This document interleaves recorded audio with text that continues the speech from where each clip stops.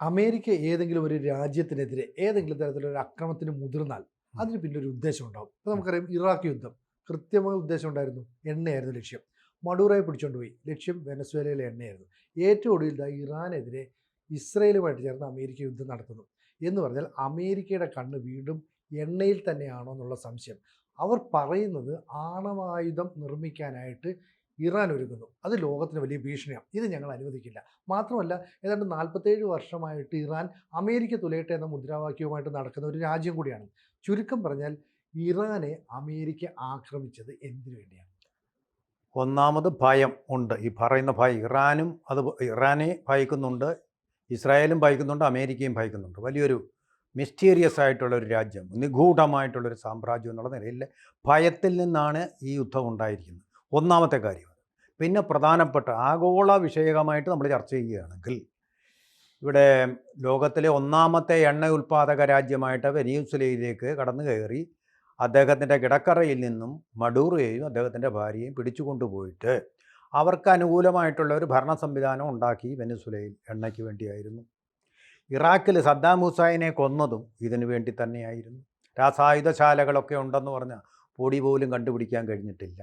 അപ്പോൾ ഫ്രീ ആയിട്ടെന്ന് പറഞ്ഞാൽ തടസ്സങ്ങളില്ലാതെ ഭരണകൂട അനുമതിയോടുകൂടി എണ്ണ കിട്ടണം എന്നുള്ളതായിരുന്നു വ്യക്തമായ ഉദ്ദേശം. ഇനി ലോകത്തിലെ ഒന്നാമത്തത് വെനിസ്വേല, രണ്ടാമത്തതെന്ന് പറയുന്നത് സൗദി അറേബ്യയ്ക്ക് പിന്നെ അവരോട് യുദ്ധം ചെയ്യേണ്ട കാര്യമില്ല, വിധേയരാണ്. സൗദി അറേബ്യ പണ്ടേ വിധേയരാണ്. അവിടെ അമേരിക്കയുടെ മിലിറ്ററി ഇൻസ്റ്റലേഷൻ സ്ഥാപിച്ചത് തന്നെ നിങ്ങളുടെ രാജ്യത്തിന് പൂർണ്ണമായിട്ടുള്ള സുരക്ഷ ഞങ്ങൾ ഉറപ്പു തന്നുകൊള്ളാം എന്നുള്ള വാക്ക്. ആ വാക്ക് വിശ്വസിച്ചാണ് അവിടുന്ന് ഫ്രീ ഫ്ലോ ആയിട്ട് എണ്ണ അമേരിക്കയിലേക്ക് കൊണ്ടുപോകാൻ വേണ്ടി സൗദി അനുവാദം കൊടുത്തത്. പക്ഷേ ഇപ്പോൾ സൗദി അറേബ്യയ്ക്ക് ഒരു കാര്യം മനസ്സിലായി, അമേരിക്കയ്ക്ക് അവരുടെ മിലിറ്ററി ഇൻസ്റ്റലേഷന് ഞങ്ങളുടെ പ്രൊട്ടക്ഷൻ ഉറപ്പുവരുത്താൻ കഴിയില്ല എന്ന്. ഏറ്റവും ഒടുവിൽ ഇപ്പോൾ വരുന്ന വാർത്താപത്രങ്ങളിലെങ്ങും അടിച്ചു വന്നിട്ടില്ല, നമ്മൾ അബുദാബിയിൽ നിന്നുള്ള റിലയബിൾ സോഴ്സസിൽ നിന്നും അറിയുന്നത് അബുദാബിയെ ഏതാണ്ട് സ്പെയർ ചെയ്തിരിക്കുകയായിരുന്നു. അബുദാബിയിലും ഉണ്ട് ഈ അറാംകോ എന്ന് പറയുന്നതാണ് സൗദി അറേബ്യയിലെ ഔദ്യോഗികമായിട്ടുള്ള ഒഫീഷ്യലായിട്ടുള്ള പെട്രോൾ കമ്പനി. ഇവിടെ അതിന് തുല്യമായിട്ട് അബുദാബിക്കുള്ളത് അഡ്നോക്ക് എന്ന കമ്പനിയാണ്. നമ്മുടെ ഈ മലയാളികൾ പോയിട്ടുള്ളത് അത്രയും അഡ്നോക്കിലോ അതിന് കീഴിലുള്ള കോൺട്രാക്ട് സ്ഥാപനങ്ങളിലോ ആണ് ഏറിയ കൂറും വർക്ക് ചെയ്യുന്നത്. അതുമായിട്ട് ബന്ധപ്പെട്ടാണ് അവിടുത്തെ മലയാളികളുടെ ജോലികൾ മുഴുവൻ. ആ അഡ്നോക്കിൻ്റെ മുസഫ എന്ന് പറയുന്ന സ്ഥലത്തെ ഒരു ടാങ്കിലേക്ക് ഇറാൻ്റെ ഡ്രോണുകൾ വന്ന് ആക്രമണം വെളുപ്പിനെ നടത്തി. വെളുപ്പാങ്കാലത്ത് സൈറനും ഉണ്ടായി, അലർട്ടും ഉണ്ടായി. വാർത്തകളായിട്ടെങ്ങും ഒരു ചാനലിലും എങ്ങും വന്നിട്ടില്ല. വന്നതിനെ തുടർന്ന് അബുദാബിയുടെ തന്നെ ഫോഴ്സ്, അമേരിക്കയുടെ അല്ല, അബുദാബിയുടെ തന്നെ എയർ ഡിഫൻസ് സിസ്റ്റം ചെന്നിട്ട് അതിനെ തകർത്തു. വലിയ ശബ്ദവും സ്ഫോടനവും ഒക്കെ കേട്ട് ആളുകൾ പേടിച്ചു. കുഴപ്പമൊന്നുമില്ല എന്ന് പറഞ്ഞ അബുദാബി രാജ ഭരണം തന്നെ അവരെ പറഞ്ഞു, ഒന്നും പേടിക്കാനില്ല, ഞങ്ങൾ തകർത്ത് കളഞ്ഞു. അവിടുത്തെ ആ ഓയിൽ കമ്പനിയുടെ പ്രവർത്തനം ഒരു തടസ്സവുമില്ലാതെ, അതായത് അഡ്നോക്കിൻ്റെ പ്രവർത്തനം തടസ്സം കൂടാതെ തന്നെ പോകുന്നുണ്ട്. അതേസമയം ആരാംകോയുടെ പ്രവർത്തനം പൂർണ്ണമായിട്ടും നിലച്ചിരിക്കുകയാണ്. അവിടെ വന്ന സാറ്റലൈറ്റ് ഫോട്ടോകളിൽ കണ്ടാൽ അറിയാം, വലിയ ഡാമേജാണ് അതിന് വന്നിരിക്കുന്നത്.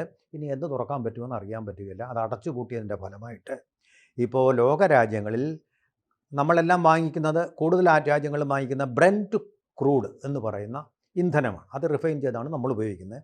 അതിന് 1.9 കൂടിയിരിക്കുന്നു. ഇനിയിപ്പോൾ യുദ്ധം തുടരുകയും ആരാംകോ ഇങ്ങനെ അടച്ചിടുകയും ചെയ്ത ഇതിൻ്റെ വില എന്ന് പറയുന്നത് പല വട്ടം വർദ്ധിക്കും.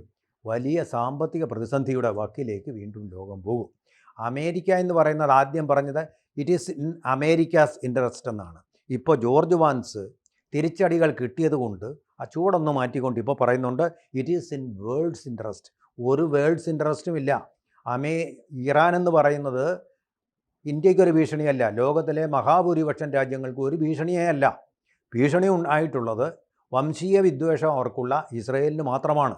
അമേരിക്കയെ കൂടി ഇസ്രായേൽ ഡ്രാഗ് ചെയ്തിരിക്കുകയാണ് യുദ്ധത്തിലേക്ക് എന്നാണ് അമേരിക്കയിലെ വിദേശ നിരീക്ഷകന്മാർ ഇപ്പോൾ അഭിപ്രായം. ഡ്രാഗ് ചെയ്തിരിക്കുക ഇവിടെ ചെളിക്കുണ്ടിലാണ് വീണിരിക്കുന്നത്. കാല് എടുത്തുകൊണ്ട് പോകാൻ പ്രയാസപ്പെടും. മാർഷി ലാൻഡ്, ചതുപ്പ് നിലത്തിൽ കാല് പൂഴ്ത്തിയിരിക്കുക, അത് വിട്ടിട്ട് പോകാനും വയ്യ. ഇപ്പോൾ നോക്കൂ, F-15 എന്ന് പറഞ്ഞാൽ അറിയാമല്ലോ. F-15 ലോകത്തിലെ ഏറ്റവും സ്റ്റെൽത്തി ആയിട്ടുള്ള വിമാനം. അതിനെ വരെ തകർക്കാൻ കരുത്തുള്ള മിസൈലുകൾ അവർക്കുണ്ട്, ബാലിസ്റ്റിക് മിസൈലുകൾ അവർക്കുണ്ട്. ഈ ബാലിസ്റ്റിക് മിസൈലിൻ്റെ പലതിൻ്റെയും പോർമുന എന്ന് പറയുന്നത് ആണവമാണ്.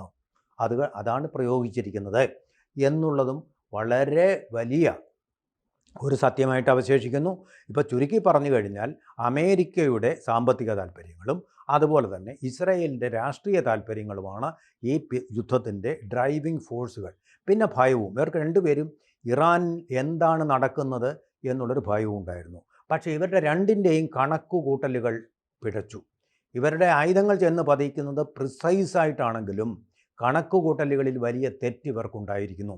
ഇത്രയും വലിയൊരു ആക്രമണം തങ്ങൾക്ക് നേരിടേണ്ടി വരുമെന്ന ഒരു കാര്യം അറിഞ്ഞിരുന്നുവെങ്കിൽ അമേരിക്ക തീർച്ചയായിട്ടും ചാടിപ്പുറപ്പെടുകയില്ലായിരുന്നു. നോക്കൂ, അവിടെ ലോകത്തിലെ ഏറ്റവും കരുത്തനായിട്ടുള്ള കപ്പൽ USS ഏബ്രഹാം ലിങ്കൺ എന്ന് പറയുന്ന കപ്പൽ, ആ കപ്പലിന് ഏബ്രഹാം ലിങ്കൻ്റെ പേരിട്ടത് തന്നെ ലോകത്തിലെ ഒരു ശക്തിക്കും തങ്ങളെ ആക്രമിക്കാൻ കഴിയില്ല, അജയ്യനാണവൻ എന്നുള്ള ഒരു അഹങ്കാരം കൊണ്ടോ അല്ലെങ്കിൽ അത്രമേൽ കോൺഫിഡൻസ് എന്ന് പറയുന്ന ആത്മവിശ്വാസം കൊണ്ടോ ആണ്.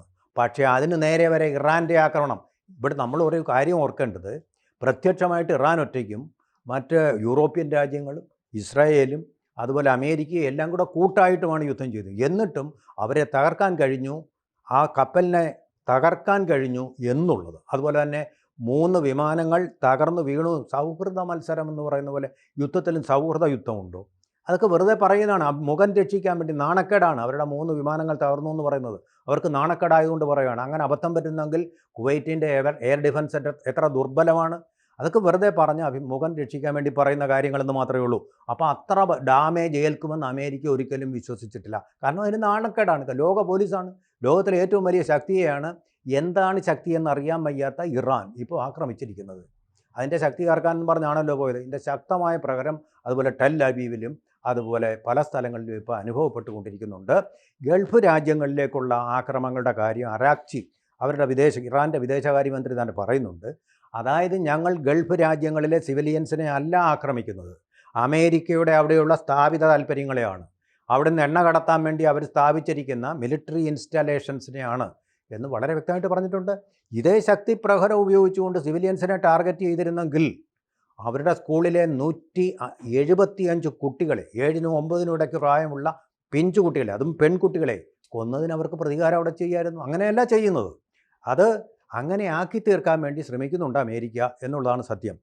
ചുരുക്കി പറഞ്ഞാൽ ഇതിൽ 2 താല്പര്യങ്ങളുണ്ട്. ഒന്ന്, എണ്ണയിന്മേലുള്ള സാമ്പത്തിക താല്പര്യം. രണ്ടാമത്, ഈ 2 വംശങ്ങൾ തമ്മിലുള്ള കലഹം.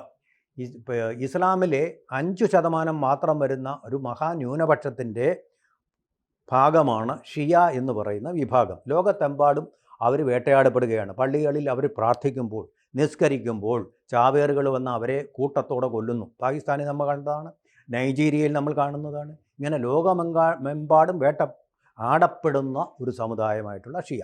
അതുപോലെ തന്നെ ലോകമെങ്ങും വേട്ടയാടപ്പെട്ടിരുന്ന, അറിയാമല്ലോ, ജൂതവംശജർ. ഇവർ തമ്മിലുള്ള വംശീയമായിട്ടുള്ള ഒരു വൈരവും ഇതിൻ്റെ പിന്നിലുണ്ട്. ഇതും കൂടി ചേർന്നാണ് യുദ്ധത്തിൻ്റെ പ്രേരക വസ്തുക്കളായിട്ട് വഹിക്കുന്നത്. പക്ഷേ ഇതിൻ്റെ ഫലം അനുഭവിക്കുന്നത് ഏഷ്യക്കാരായിട്ടുള്ള നമ്മൾ തന്നെയാണ്. കാരണം ഗൾഫ് രാജ്യങ്ങളിലെല്ലാം കൂടി 1 കോടിയോളമാണ് ഇന്ത്യക്കാരുടെ സംഖ്യ.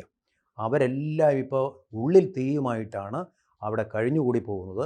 ഇനിയിപ്പോൾ ആരാംകോ പോലുള്ള കമ്പനികൾ അടച്ചതുകൊണ്ടും അഡ്നോക്കിന് ഡാമേജ് വന്നാലും സംഭവിക്കാൻ പോകുന്നത് ആ അഡ്നോക്കിൻ്റെ സാമ്പത്തിക സ്ഥിതി ബേസ് ചെയ്തുള്ള ജോലികളിലിരിക്കുന്ന ഇവരുടെ എല്ലാം ജോലികൾ നഷ്ടപ്പെടാനും ഇവരെയെല്ലാം നമ്മുടെ സ്റ്റേറ്റ് അല്ലെങ്കിൽ രാഷ്ട്രം തന്നെ റീഇൻസ്റ്റേറ്റ് ചെയ്യുക എന്നുള്ള ഒരു ഉത്തരവാദിത്തത്തിലേക്ക് പോകേണ്ടതായും വരും. അത് ഇന്ത്യക്ക് തന്നെ വലിയ ക്ഷീണമാകും, പല കുടുംബങ്ങളെയും തന്നെ പ്രതിസന്ധിയിലാക്കും. അങ്ങനെ വലിയ ദോഷങ്ങൾ, അമേരിക്കയ്ക്ക് വലിയ ദോഷങ്ങൾ ചിലപ്പോൾ വന്നു എന്നിരിക്കില്ല, പക്ഷേ ഇന്ത്യയും അതുപോലെ ഏഷ്യയിലെ പല രാജ്യങ്ങളും അറബ് രാജ്യങ്ങളുടെ അവരുടെ അഭയ കേന്ദ്രങ്ങളാക്കുന്ന പല രാജ്യങ്ങൾക്കും ഇത് വൻ തിരിച്ചടിയാവും, സാമ്പത്തിക പ്രതിസന്ധി ഉണ്ടാവും. ഒരു പക്ഷേ രണ്ടുപേരും അഭിമാന പ്രശ്നമായിട്ട് എടുക്കുകയാണെങ്കിൽ ഇതൊരു ലോകമഹായുദ്ധത്തിലേക്ക്, 3ാം ലോകമഹായുദ്ധത്തിലേക്ക് പോവുകയും ചെയ്യും എന്നുള്ളതാണ് നമ്മൾ ഇതുവരെയുള്ള കാര്യങ്ങളിൽ നിന്ന് വായിച്ചെടുക്കാവുന്നത്. ഈ അമേരിക്കയും ഇസ്രയേലും തമ്മിൽ ഒരു ആക്രമണത്തിന് ഇറാന്റെ നേരെ തുനിഞ്ഞിറങ്ങിയപ്പോൾ ഇറാന്റെ പരമോന്നത നേതാവ് അയത്തുള്ള അലി ഖമനേയി 40ഓളം വരുന്ന ഉദ്യോഗസ്ഥ വൃന്ദവും കൊല്ലപ്പെടുന്നു. ഒറ്റയടിക്ക് തലപ്പത്തിരിക്കുന്നവർ കൊല്ലപ്പെട്ട് കഴിഞ്ഞാൽ അതിന്റെ 10 മടങ്ങിപ്പോയി എന്നാണ് അർത്ഥം. പക്ഷേ ഇറാൻ അങ്ങനെയല്ല. ഇറാന്റെ രണ്ടാം നിര നേതൃത്വം വളരെ കൃത്യമായിട്ട് തിരിച്ചടിച്ചു. അതാണ് അമേരിക്കയെ സംബന്ധിച്ച് കൈപൊള്ളിക്കുന്ന ഒരു കാര്യം. അങ്ങനെ ഒരു നീക്കം നടത്തുമെന്ന് പറഞ്ഞില്ല. അൽ റാസ അറാഫി എന്ന് പറയുന്ന നിലവിലുള്ള താൽക്കാലിക ചുമതലയുള്ള വ്യക്തി വളരെ കൃത്യമായിട്ട് ഓപ്പറേറ്റ് ചെയ്യുന്നു. അതുകൊണ്ടാണ് ഗൾഫ് രാജ്യങ്ങൾക്കെല്ലാം നേരെ ആക്രമിച്ചത്. ഇവർ ഈ ബാലിസ്റ്റിക് മിസൈൽ ഉപയോഗിച്ചെന്നുള്ള ഈ ബാലിസ്റ്റിക് മിസൈൽ ആണവ പോർമുനയൊന്നും ഇല്ല. ആണവ പോർമുന ഉണ്ടെങ്കിൽ ആണവ വികിരണം നടക്കണം. അത് വളരെ ഡേഞ്ചറാണ്. മാത്രമല്ല ഇറാൻ ഇപ്പോഴും ഒരു ആണവ രാജ്യം അല്ല. അതുകൊണ്ട് തന്നെ ആണവ പോർമുന വഹിക്കാൻ കഴിയുന്ന, അതായത് വാർഹെഡ് വഹിക്കാൻ കഴിയുന്ന ബാലിസ്റ്റിക് മിസൈൽ, അങ്ങനെ നമുക്ക് പറയാൻ പറ്റും. മറ്റ് രാജ്യങ്ങൾ ഇപ്പോൾ ഇന്ത്യക്കുണ്ട് ആണവ പോർമുന വഹിക്കാൻ കഴിയുന്ന ബാലിസ്റ്റിക് മിസൈൽ, ഇറാന്റെ കൈവശമില്ല. ഇറാൻ ഏതെങ്കിലും തരത്തിൽ ആണവായുധം ഉണ്ടോ എന്ന് ചൈന കൊടുത്തിട്ടുണ്ടെന്ന് സംശയിക്കുന്നു. അല്ല, പക്ഷേ ഇറാൻ ഇതുവരെ സമ്മതിച്ചിട്ടില്ല. അതായത് ഇന്റർനാഷണൽ അറ്റോമിക് എനർജി ഏജൻസിയുടെ പരിശോധനയിൽ ഇന്ന് വരെ ഇറാൻ ഒരു ആണവ രാജ്യമാണെന്ന് കണ്ടെത്തിയിട്ടില്ല. നദാൻസ്, ഫോർദോ തുടങ്ങിയ മേഖലകളിലൊക്കെ B-2 ബോംബർ വിമാനം ഉപയോഗിച്ച് ബങ്കർ ബസ്റ്റർ റോക്കറ്റുകൾ വരെ ഉപയോഗിച്ച് ആക്രമണം നടത്തി. പക്ഷെ അപ്പോഴൊന്നും ഈ ആണവ സാന്നിധ്യം അവിടെ കണ്ടെത്താൻ കഴിഞ്ഞിട്ടില്ല. അങ്ങനെ ഉണ്ടെങ്കിൽ അത് പറഞ്ഞത് ഇത് മറ്റു സ്ഥലത്തേക്ക് മാറ്റിയിട്ടുണ്ടെന്ന് ഒരു വാദം വന്നു. അല്ല, വാദം വരാം. പക്ഷെ ആണവ പോർമുന വഹിക്കാൻ പറ്റില്ല. കാരണം ആണവ പോർമുന എന്ന് പറഞ്ഞാൽ അതിനകത്ത് ആണവായുധം ഉണ്ടാവണം. അങ്ങനെ ഇല്ലാത്തതുകൊണ്ട് അത്തരം ഒരു സംഭവം നിലവിലില്ല. പിന്നെ ഈ പറയുന്ന അരാംകോയ്ക്ക് നേരെ ആക്രമണം നടത്തി. അതിനിപ്പോൾ ചെയ്യുന്നത് സൗദിയും UAEയും കൂടെ പൈപ്പ് ലൈൻ സ്ഥാപിക്കാൻ പോവാണ്. പ്രത്യേക പൈപ്പ് ലൈൻ സ്ഥാപിച്ച് ഈ എണ്ണയെ മറ്റൊരു രീതിയിലേക്ക് കൊണ്ടുപോകാൻ പറ്റുമെന്ന് നോക്കും. കാരണം ഈ പറയുന്ന ഇറാന്റെ ഈ പറയുന്ന ഹോർമോസ് കടലിടുക്കിലുള്ള ഒരു സ്വാധീനം, ആ സ്വാധീനം കൊണ്ട് അതുവഴിയുള്ള കപ്പൽ ഗതാഗതം പൂർണ്ണമായിട്ടും തടസ്സപ്പെടുന്നു. ഓയിൽ നീക്കം ചെയ്യാൻ കഴിയുന്നില്ല. അപ്പോൾ ഒരു വശത്ത് അരാംകോയുടെ കമ്പനിക്ക് നേരെ ആക്രമണം ഉണ്ടായെങ്കിലും മറ്റ് സ്ഥലങ്ങളിൽ നിന്ന് പൈപ്പ് ലൈൻ വഴി എണ്ണ എത്തിക്കാൻ പറ്റുമോ? UAE അതിനുള്ള ശ്രമങ്ങൾ നടത്തുന്നുണ്ട്. ഇവിടെ ഇറാനെ സംബന്ധിച്ചിടത്തോളം തങ്ങൾ പരാജയപ്പെട്ടിട്ടില്ല എന്ന് ബോധ്യപ്പെടുത്തേണ്ട ഒരു ആവശ്യം കൂടിയുണ്ട്. 2003 മുതൽ 2021 വരെയുള്ള കാലഘട്ടത്തിൽ ഇറാനെതിരെ അമേരിക്ക പലതവണ ആക്രമണം നടത്താൻ പദ്ധതിയിട്ടു. പക്ഷേ യമനിൽ, അതുപോലെ തന്നെ ഇറാഖിൽ, പിന്നെ ലെബനനിൽ തുടങ്ങിയ രാജ്യങ്ങളിലൊക്കെ ഈ ഷിയ വംശജരായ കുറേ ആളുകളെ പ്രോക്സിയായിട്ട് വളർത്തിക്കൊണ്ട് ഇറാൻ വന്നു. എന്നിട്ട് അവരെ ഒരു കവചമാക്കി വെച്ചു. അതുകൊണ്ടാണ് അമേരിക്ക ആക്രമിക്കാതിരുന്നത്. പക്ഷെ ഇപ്പോൾ ആക്രമിച്ചതെന്ന് പറഞ്ഞാൽ ഇത് അനുകൂല സമയമാണെന്നും ഗൾഫ് രാജ്യങ്ങളിൽ തന്നെ അമേരിക്കയ്ക്ക് ഒരു സൂചന കിട്ടി.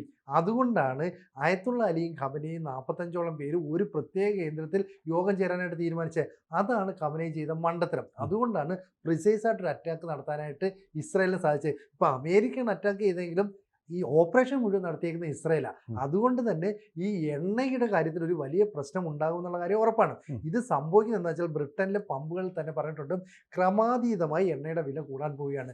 ബ്രിട്ടൻ എന്ന് പറയുന്ന ഒരു യൂറോപ്യൻ രാജ്യമായി പറയും. അപ്പോൾ യൂറോപ്യൻ രാജ്യങ്ങൾ പോലും അത് ഭയപ്പെടുന്നു. അതുകൊണ്ട് എണ്ണ എന്ന് പറയുന്ന ആത്യന്തിക ലക്ഷ്യത്തെ അമേരിക്ക ഉന്നം വെച്ചെങ്കിലും ഇറാന്റെ പ്രതിരോധം അല്ലെങ്കിൽ ഇറാന്റെ തിരിച്ചടി അത് അവർ പ്രതീക്ഷിക്കുന്നതിന് അപ്പുറത്തേക്ക് പോയി. അതുകൊണ്ട് എന്തായിരിക്കും ഈ അടുത്ത സ്റ്റെപ്പ് എന്നുള്ളത് കാത്തിരുന്ന് കാണണമെന്ന് പറയുന്നത് വെച്ചാൽ ട്രംപ് പറയുന്നുണ്ട് ഇത് 4 ആഴ്ച വരെ നീണ്ടു നിൽക്കാം.